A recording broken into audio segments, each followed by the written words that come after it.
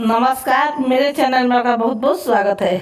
आज अरुण शंकर जी का ये चरण है। पूजनवा करब ना हो, पूजनवा करब ना, भोले बाबा खोली ना हो के मड़िया, हम पूजनवा करबो ना, भोले बाबा खोली ना हो के मड़िया, हम पूजनवा करबो ना।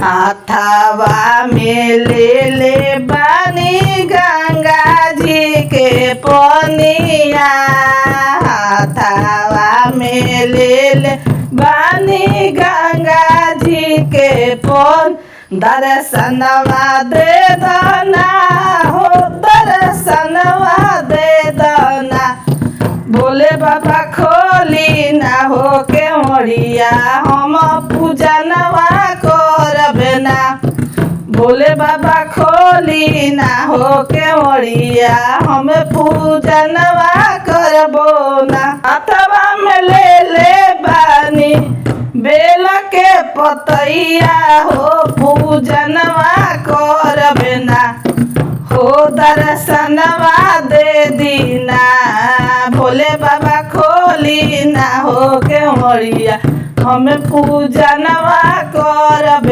ना, भोले बाबा खोली ना हो के मड़िया, हम दर्शनवा करब ना।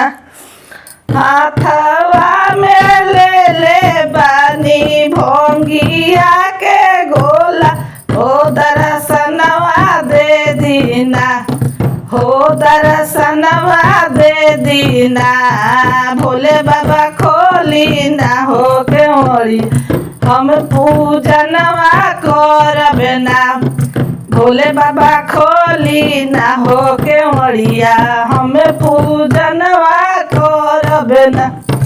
हाथवा में ले बाड़ा, हाथवा में ले बानी भोंगिया धतुरवा हो, पूजनवा करब ना हो, दर्शनवा दे दीना, भोले बाबा खोली ना हो के मड़िया, हम पूजनवा करब ना, भोले बाबा खोली ना हो के मड़िया, हम दर्शनवा करब। हाथवा में ले बानी, हाथवा में ले बानी में वा मिठैया हो, दर्शनवा दे दीना हो, दर्शनवा दे दीना, भोले बाबा खोली ना हो के मड़िया, हम पूजनवा करब ना,